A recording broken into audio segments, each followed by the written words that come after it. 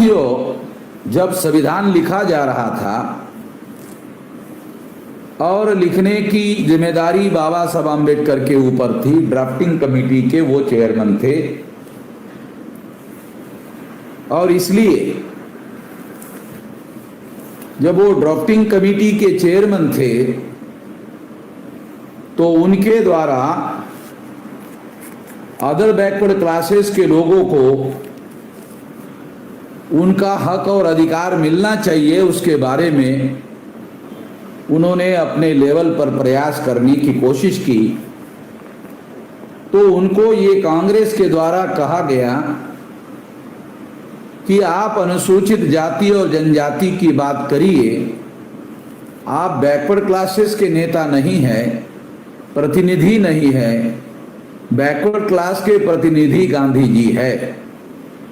इसलिए इस विषय पर गांधी जी को कहने का, बोलने का या ओबीसी के बारे में कोई फैसला करने का अधिकार गांधी जी के पास है।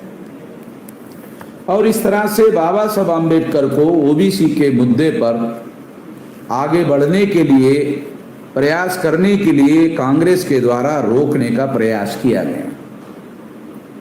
13 दिसंबर 1946 को जवाहरलाल नेहरू ने संविधान सभा में ऑब्जेक्टिव रेजोल्यूशन रखा, और जो ऑब्जेक्टिव रेजोल्यूशन जवाहरलाल नेहरू जी के द्वारा रखा गया उसमें ओबीसी के लोगों को अनुसूचित जाति और जनजाति के तरह रिजर्वेशन देने का वादा किया गया। मगर जब वास्तव में रिजर्वेशन देने का मामला आया, उसके पहले एक बहुत बड़ी घटना भारत के इतिहास में घटित हुई। उस घटना को समझना और जानना बहुत जरूरी है कि 14 अगस्त 1947 को भारत में पाकिस्तान बना, और पाकिस्तान बनने का प्रस्ताव जवाहरलाल नेहरू ने स्वीकार किया, गांधी जी ने स्वीकार किया। कांग्रेस महासमिति में इस रिजोल्यूशन को पास किया गया, और गांधी जी ने पास करने के दौरान लगभग 45 मिनट का भाषण दिया, और उन्होंने ये रेजोल्यूशन पास करवाया जिससे भारत का विभाजन हो सके। तो बहुत सारे लोगों को ये जानकारी नहीं है कि गांधी जी के द्वारा, क्योंकि उनको केवल यही जानकारी है कि गांधी जी ने भारत के विभाजन का विरोध किया था, मगर ये बात सही नहीं है। कांग्रेस महासमिति में गांधी जी का बहुमत था, और उस बहुमत के सहारे से उन्होंने ये रेजोल्यूशन पास किया। 157 वर्सेस 15 वोटों से ये रेजोल्यूशन पास किया गया, और केवल 15 लोगों ने विरोध किया, बाकी सारा गांधी जी के प्रभाव से ये रेजोल्यूशन, ये प्रस्ताव पारित किया गया।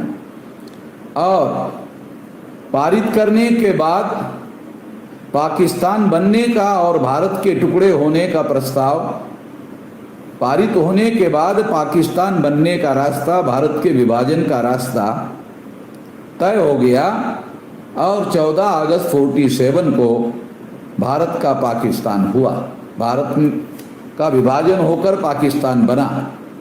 पाकिस्तान बनने के बाद 27-28 अगस्त को जो माइनॉरिटी राइट्स कमेटी की मीटिंग थी जिसमें रिजर्वेशन का मुद्दा था, उस रिजर्वेशन के मुद्दे में ओबीसी को रिजर्वेशन देने की बात को इनकार कर दिया गया, और इस आधार पर इनकार कर दिया गया कि ओबीसी कौन है, वो अनआइडेंटिफाइड है, इसलिए पहले उनको आइडेंटिफाइड करना होगा, और आइडेंटिफाइड करने के लिए 340वां आर्टिकल देकर इस बात को पोस्टपोन कर दिया गया।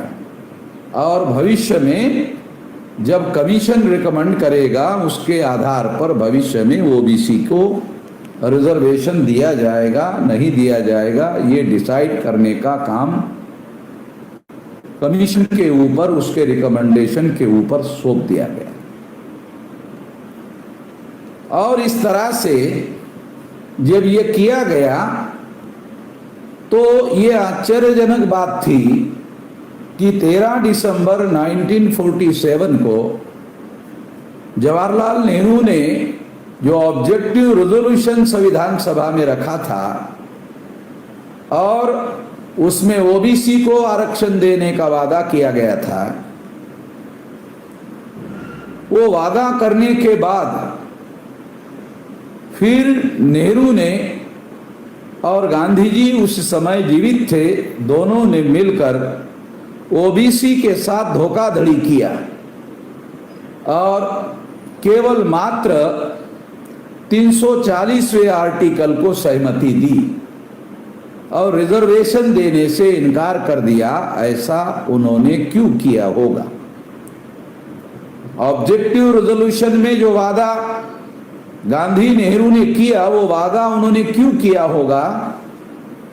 तत्कालीन परिस्थिति का अध्ययन करने के बाद हम इस नतीजे पर पहुंचते हैं, मुस्लिम लीग और संगठित मुसलमान उस समय डायरेक्ट एक्शन का कार्यक्रम उन्होंने घोषित किया था। तो गांधी और कांग्रेस ने, नेहरू ने ये सोचा कि गांधी बनिया है, बनिया यानी वैश्य है, बिहार के बनिया की तरह नहीं बल्कि वैश्य है, क्योंकि बिहार में जो जिसे बनिया कहा जाता है वो मोस्ट बैकवर्ड क्लासेस के लोग हैं। और वर्ण व्यवस्था में जो तीसरा वर्ण है वैश्य, वो एक अलग है। बिहार में जो बनिया है वो अलग है, वो मोस्ट बैकवर्ड है। और जो तीसरा वर्ण है वर्ण व्यवस्था में, गांधी जी तीसरे वर्ण के थे। और बनिया ये जो शब्द है ये एक प्रकार का गाली सूचक है और गाली देने वाला है। और इस बात को ध्यान में रखते हुए ये बात हमारे सामने आई कि उस समय गांधी जी के द्वारा और ये सोचा गया, नेहरू जी के द्वारा ये सोचा गया कि ब्राह्मण और वैश्य इस आंदोलन के नेता है और ब्राह्मण और वैश्य मिलकर मुस्लिम लीग और संगठित मुसलमानों का विरोध नहीं कर सकते, इसलिए इसका विरोध करने के लिए ओबीसी का कांग्रेस के साथ होना जरूरी है। और जब तक ओबीसी कांग्रेस के साथ नहीं रहेगा तब तक मुस्लिम लीग और संगठित मुसलमानों से मुकाबला नहीं किया जा सकता। जब गांधी जी और नेहरू जी ने ऐसा सोचा तब उन्होंने ओबीसी को अपने साथ में रखने के लिए ओबीसी को ऑब्जेक्टिव रेजोल्यूशन में कुछ देने का वादा किया ताकि ओबीसी को कांग्रेस के साथ रखा जा सके। और इसके लिए गांधी नेहरू ने 13 दिसंबर 1947 में, अभी गांधी जी जीवित थे उस समय, ऑब्जेक्टिव रेजोल्यूशन में ये प्रस्ताव जवाहरलाल नेहरू ने संविधान सभा के सामने रखा और उसमें ओबीसी को आरक्षण देने का, कॉन्स्टिट्यूशनल सेफगार्ड देने का वादा किया। तो इस तरह से ये जो कॉन्स्टिट्यूशनल सेफगार्ड थे ये देने का वादा किया और ये देने का वादा करने के बाद 27-28 अगस्त 1947 को ये वादा गांधी नेहरू ने अमल करने से इनकार कर दिया और केवल 340वां आर्टिकल को ही सहमति दी, जो बाबा साहब अम्बेडकर ने बनाया उसको सहमति दी केवल, और उससे उन लोगों को देने से इनकार कर दिया। तो ये कांग्रेस के द्वारा जो प्रस्ताव रखा गया था ऑब्जेक्टिव रेजोल्यूशन का, उसके साथ धोखाधड़ी थी। और ये धोखाधड़ी उन्होंने गांधी और नेहरू के द्वारा की गई। इसका मतलब ये है कि ओबीसी का मुस्लिम लीग और संगठित मुसलमानों के विरोध में ओबीसी को उन लोगों के साथ लड़ाने और भिड़ाने के लिए ओबीसी की कांग्रेस को जरूरत थी और इसलिए प्रस्ताव दिया गया। जब गांधी जी और नेहरू ने पाकिस्तान बनने के बाद इसकी समीक्षा की तो समीक्षा में उन लोगों को पता चला कि अब मुस्लिम लीग और संगठित मुसलमान पाकिस्तान चले गए हैं। ऐसे स्थिति में अब मुसलमानों से लड़ाने और भिड़ाने के लिए ओबीसी की जरूरत नहीं है। इसलिए ओबीसी को उन्होंने कुछ भी देने से इनकार कर दिया। ये धोखाधड़ी गांधी जी और नेहरू के द्वारा ओबीसी के साथ की गई, ये बहुत बड़ी धोखाबाजी थी। और इस धोखाबाजी को अमल में लाने के लिए ये खबरदारी गांधी और नेहरू ने ली थी। जब संविधान सभा का चुनाव हुआ था तो गांधी और नेहरू जी के द्वारा ओबीसी के लोगों को संविधान सभा में जो टिकट बहाल करनी चाहिए थे वो टिकट देने से इनकार कर दिया। ये सोचकर गांधी और नेहरू जी ने कि यदि ओबीसी के लोग संविधान सभा में ज्यादा संख्या में रहेंगे तो वो लोग संविधान में ओबीसी को हक और अधिकार की बात कर सकते हैं। तो इसलिए हक और अधिकार की बात ना कर सके, इसलिए उन लोगों को संविधान सभा में प्रतिनिधित्व ही देने से इनकार कर दिया। तो एक उदाहरण इसलिए दे रहा हूं क्योंकि इससे पता चलेगा कि शुरू से ओबीसी के साथ धोखाधड़ी हो रही है। और जिस गांधी जी को वो आज भी गांधी जी से चिपके हुए हैं, ये धोखाधड़ी उन लोगों के द्वारा हुई। ये जानकारी तक ओबीसी को नहीं है, ओबीसी के नेताओं को जानकारी नहीं है। ओबीसी को कार्यकर्ताओं को कहां से जानकारी होगी, और ओबीसी के कार्यकर्ताओं को जानकारी नहीं तो ओबीसी के समाज को कहां से जानकारी होगी। इसे जानना और समझना बहुत ज्यादा जरूरी है। 47 के बाद और एक बड़ी घटना घटित होती है कि जो जनगणना कमिश्नर था, यानी लोगों की गिनती करने वाला जो कमिश्नर था, सेंसस कमिश्नर था, जनगणना कमिश्नर था, उसने 48 में जवाहरलाल नेहरू के पास प्रस्ताव भेजा कि अंग्रेजों ने जाति आधारित गिनती का कानून बनाया है। जब तक ये कानून रहेगा तब तक जाति आधारित गिनती करनी होगी। तो अब अंग्रेज नहीं है, आप प्रधानमंत्री है, नेहरू जी को कहा। गांधी जी जीवित थे। अब क्या करना होगा आप डिसाइड करके हमें बताइए। तो जवाहरलाल नेहरू को मालूम हुआ कि ओबीसी की जाति आधारित गिनती होती है और अंग्रेजों ने ये कानून बनाया। तो इस कानून को बदलने के लिए पंडित जवाहरलाल नेहरू ने कानून बनाया और जाति आधारित गिनती का कानून रद्द कर दिया। और इस तरह से 1951 में पंडित जवाहरलाल नेहरू ने ये जो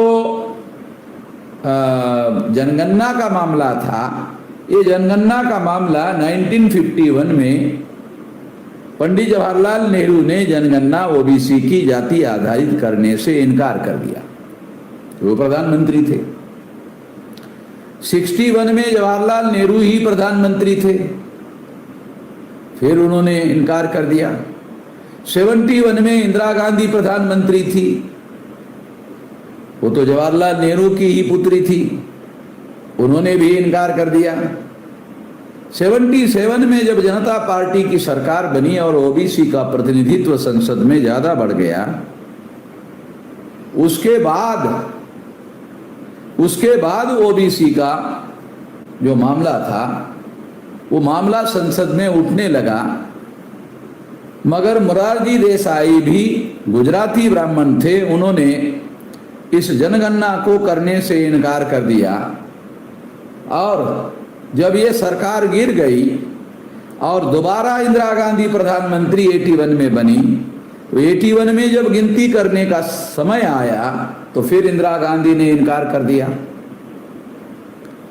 91 में नरसिंह राव जो साउथ इंडिया का कारा ब्राह्मण प्रधानमंत्री हो गया, फिर उन्होंने इनकार कर दिया।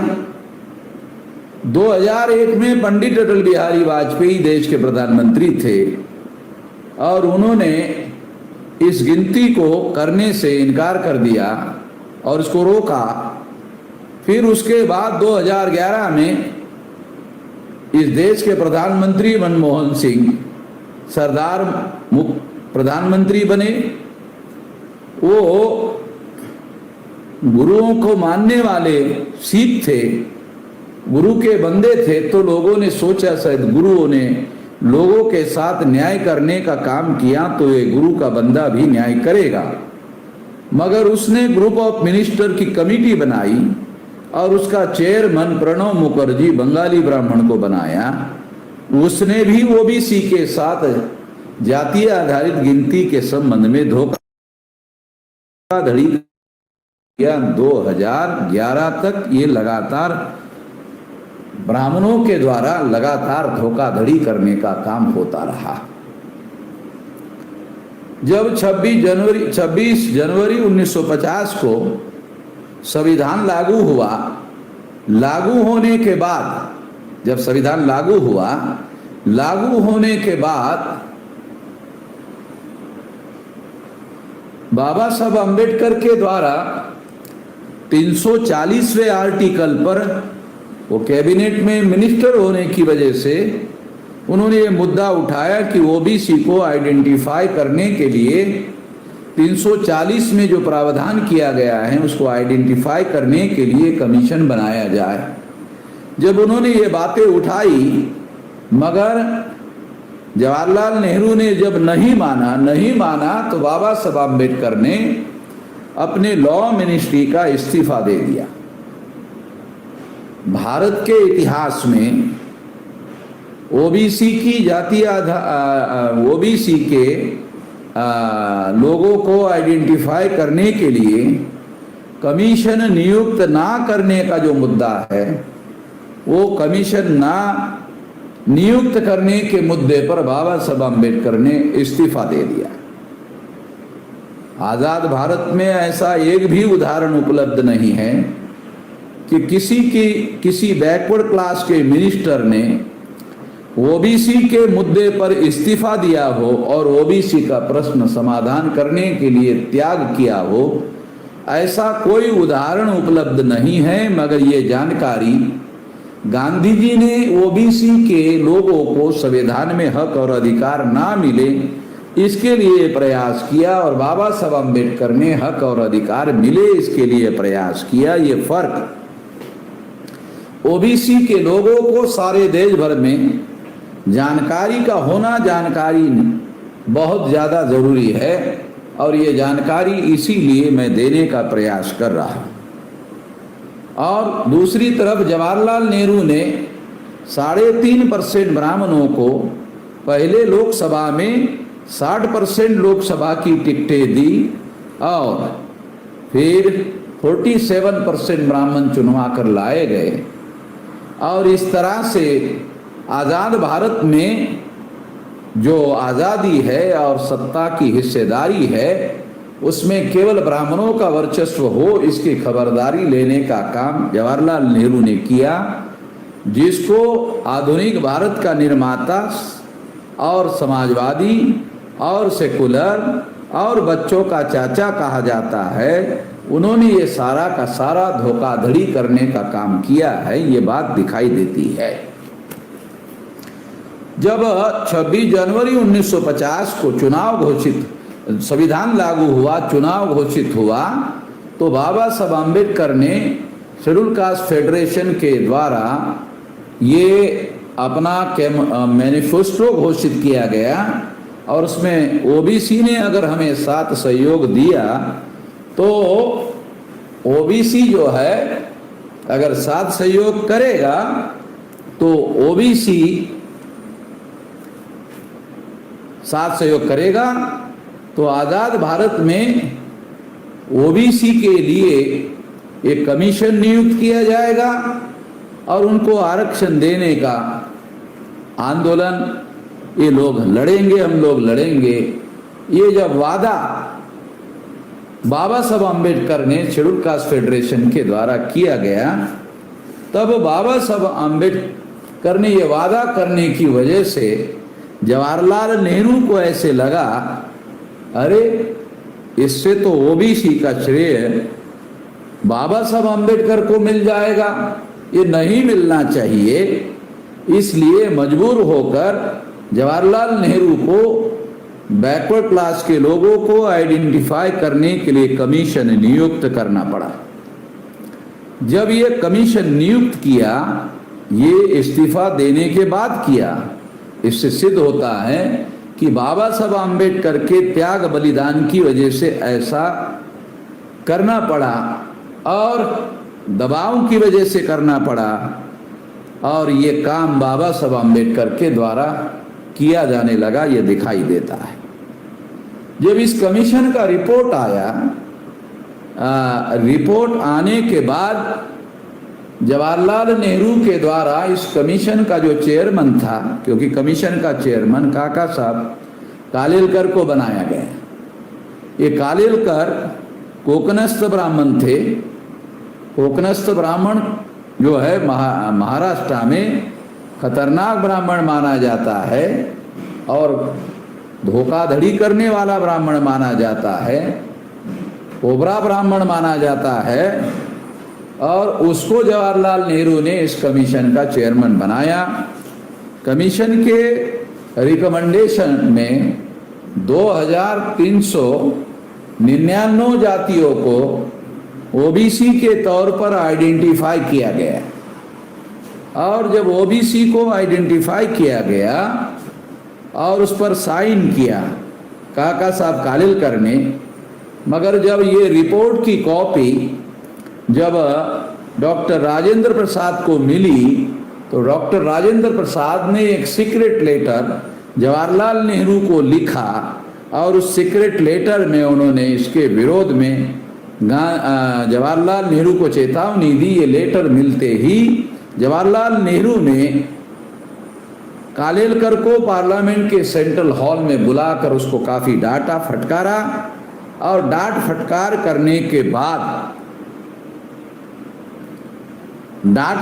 करने के बाद जवाहरलाल नेहरू की डांट फटकार से कालेलकर बहुत दबाव में आ गए, और दबाव में आकर उन्होंने 31 पेज का लेटर जवाहरलाल नेहरू के नाम कालेलकर कमीशन के विरोध में लिखा, और उसमें उन्होंने ओबीसी को आरक्षण देने का विरोध किया। इसका सहारा लेकर जवाहरलाल नेहरू ने पार्लियामेंट में यह घोषित किया कि जिस कमीशन का चेयरमैन कमीशन के रिकमेंडेशन से सहमत ना हो, उस रिकमेंडेशन पर सरकार अमल नहीं करेगी, ऐसी घोषणा जवाहरलाल नेहरू ने की। और इस तरह से जवाहरलाल नेहरू ये पार्लियामेंट में ओबीसी के हक और अधिकार का विरोध करने का ऐलान किया। ये सारी बातें आज रिकॉर्ड में उपलब्ध है, और उसके आधार पर ये सारी बातें मैं आपको समझाने का प्रयास कर रहा हूँ। यहाँ से संगठित रूप से इसका विरोध करने का काम जारी किया गया, और उसके बाद ओबीसी का जो रिजर्वेशन का मामला था, वो रिजर्वेशन का मामला जब 77 में सरकार बनी और मोरारजी देसाई प्रधानमंत्री बने, उसके बाद कालेलकर लागू करेंगे ये वादा इलेक्शन मैनिफेस्टो में किया गया था, मगर जब बहुमत मिला तो मोरारजी देसाई मुकर गए, क्योंकि उनको लगा इसे जवाहरलाल ने लागू नहीं किया, इसे इंदिरा गांधी ने लागू नहीं किया, मैं कैसे लागू कर सकता हूँ। वो मुकर गया, और मुकरने के बाद में ये धोखाधड़ी बड़े पैमाने पर सिद्ध हो गई कि ये लोग भी जो है ये विरोधी लोग हैं। इन लोगों से सावधान रहने के लिए ये सारी बातें, ये सारा तथ्य मैं आप लोगों के सामने बताने का प्रयास कर रहा हूं। इसे जानने और समझने की जरूरत है। तो अभी ओबीसी के जातीय आधारित गिनती का मुद्दा 2021 का मुद्दा हमारे सामने है, क्योंकि जब तक ओबीसी की जातीय आधारित गिनती नहीं होगी और उनकी वास्तविक संख्या का पता नहीं चलेगा, तब तक ये मामला आगे नहीं बढ़ाया जा सकता। वैसे 31 की जनगणना के आधार पर ये 52% की संख्या निकाली गई थी, तो उस समय अनडिवाइडेड इंडिया यानी भारत का विभाजन नहीं हुआ था।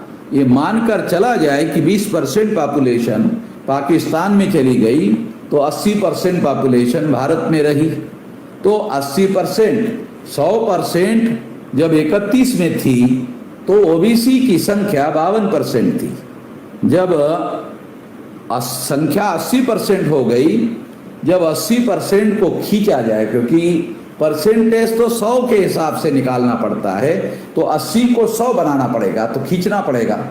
तो जो 52 की संख्या है वो भी ऊपर खींची जाएगी, वो भी ऊपर खींची जाएगी और 20% तक खींची जा सकती है। अगर 20% नहीं तो कम से कम 10% खींची जा सकती है 50% के आधार पर। तो 55 से 10% अगर मिलाया जाए तो ये आंकड़ा 52 और 10, 62 से लेकर 63 या 65 तक ये परसेंटेज आजाद भारत में ओबीसी का हुआ होगा, ये अनुमान से निकाला जा सकता है। और इसीलिए अगर गिनती होती है तो गिनती होने की वजह से क्या होगा, गिनती होने की वजह से ये निश्चित रूप से संख्या बड़ी हुई, 52 के बजाय ये 63, 64, 65 के लगभग हो सकती है, ऐसे कहा जा सकता है, ये अनुमान निकाला जा सकता है। उसके हिसाब से ये बातें रिप्रेजेंटेशन की बातें आगे बढ़ाई जा सकती है, बढ़ाना होगा। ये आशंका उन लोगों को लगती है कि अगर ज़्यादा संख्या दिखाई दी तो इससे उन लोगों को ज़्यादा अधिकार देना पड़ेगा, ऐसा उनको लगता है। मगर ये बात समझने की और जानने की ज़रूरत है, और इसकी वजह से ये बात बहुत अहम है, और इसीलिए ये बात मैं आप लोगों को बता रहा हूँ। और जब मोरारजी देसाई ने इनकार किया तो उन्होंने एक तरीका अपनाया कि कालेलकर की बजाय टालने के लिए उसने एक नया कमीशन बनाया, मंडल कमीशन। और इस मंडल कमीशन का रिपोर्ट 81 में आया।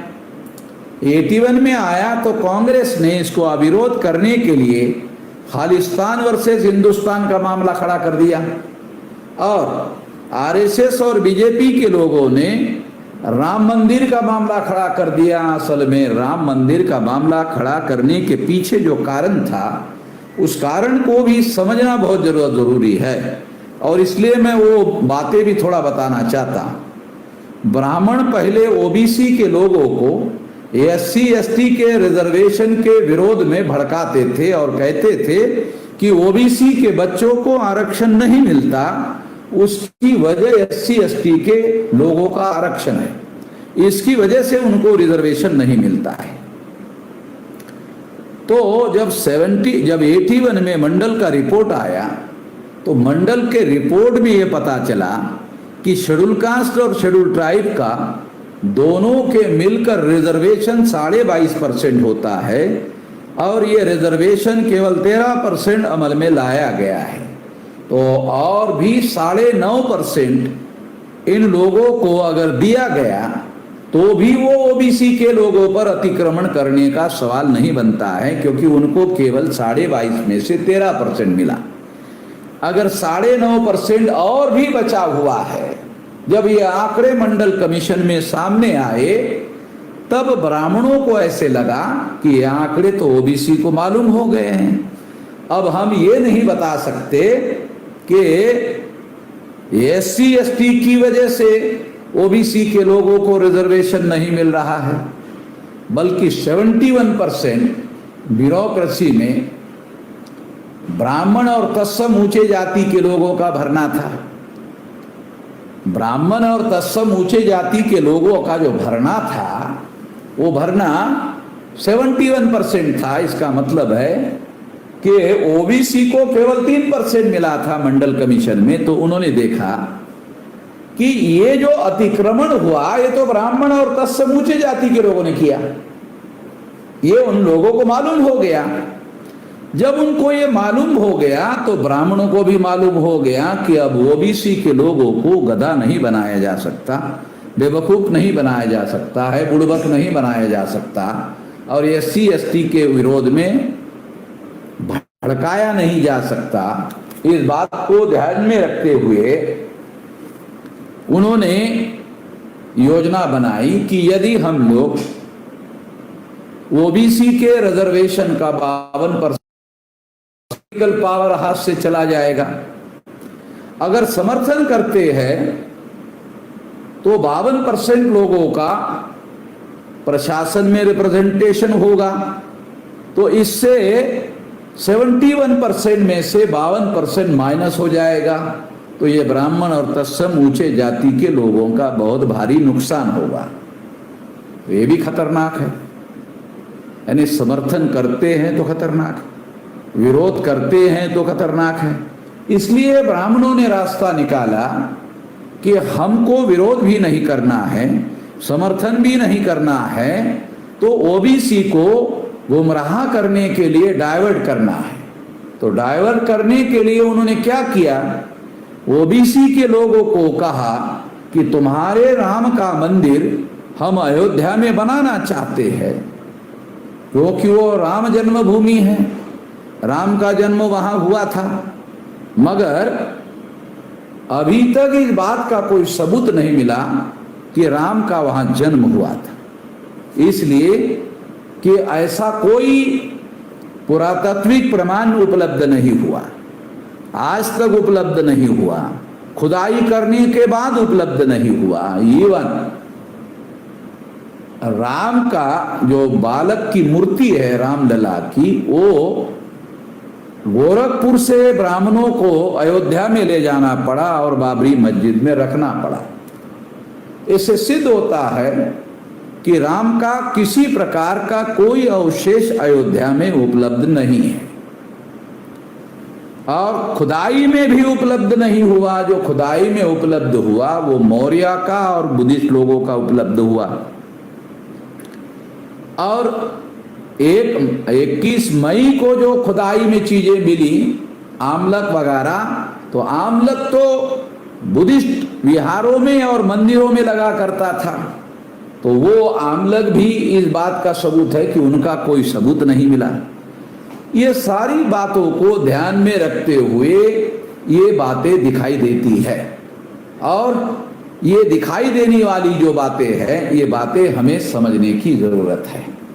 तो इस तरह से ये सारे उदाहरण मैं दे रहा हूं, और संघ परिवार के लोगों ने राम मंदिर का आंदोलन अगर हम शुरू करते हैं तो ओबीसी को गधा बनाया जा सकता है, ओबीसी को मूर्ख बनाया जा सकता है, ओबीसी को बुड़बक बनाया जा सकता है, और राम के नाम पर उनको अयोध्या के तरफ डाइवर्ट किया जा सकता है। इससे ओबीसी का मंडल कमीशन का आंदोलन कमजोर पड़ जाएगा, और कमजोर पड़ने से लागू नहीं होगा।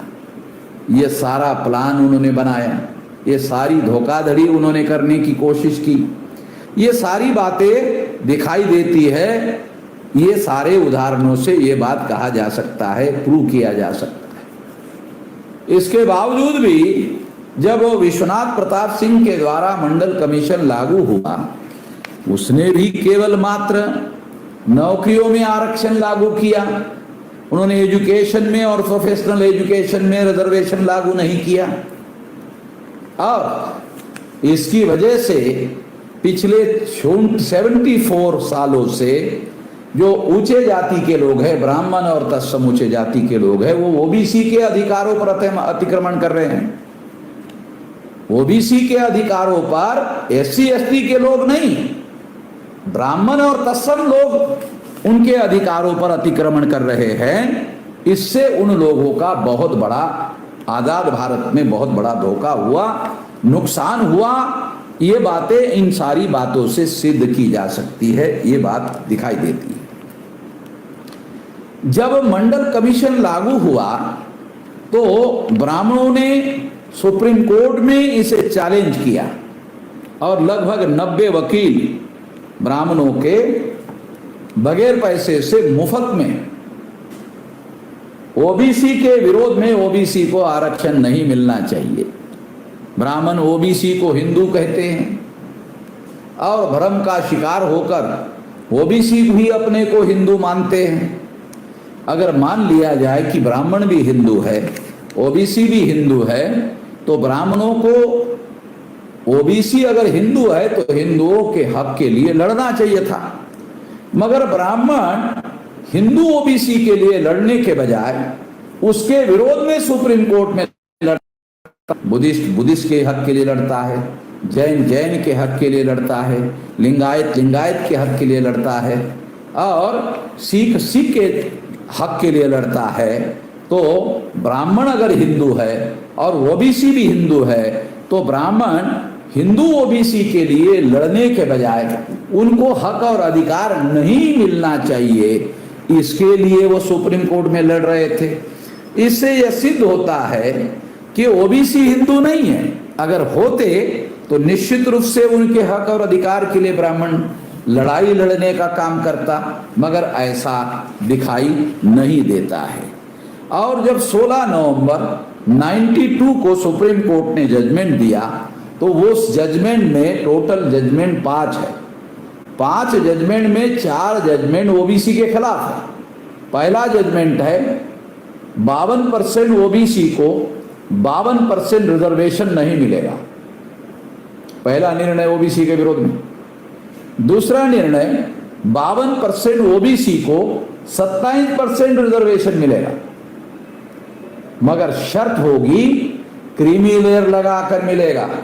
इसका मतलब है कि जो ओबीसी आरक्षण लेने लायक होगा उसको आरक्षण मिलेगा नहीं, जो आरक्षण लेने लायक नहीं होगा उसको बोल दिया जाएगा कि तुमको आरक्षण दिया गया है। तो इस तरह से ओबीसी के साथ धोखाधड़ी करने का ये दूसरा जजमेंट है। तीसरा जजमेंट है वो एससी एसटी को रिजर्वेशन इन प्रमोशन दिया जाता है मगर ओबीसी को नहीं दिया जाएगा। चौथा, ये तीसरा निर्णय भी विरोध में है।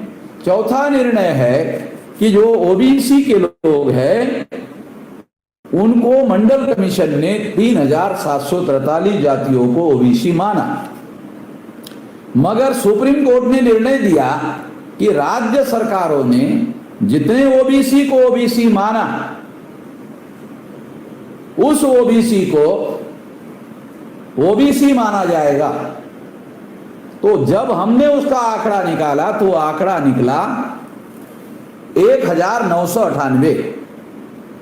तो इसका मतलब है अगर 3743 जाति में से 1998 जातियों को माइनस कर दिया जाए तो 1745 जातियों को सुप्रीम कोर्ट ने रिजर्वेशन देने से इनकार कर दिया।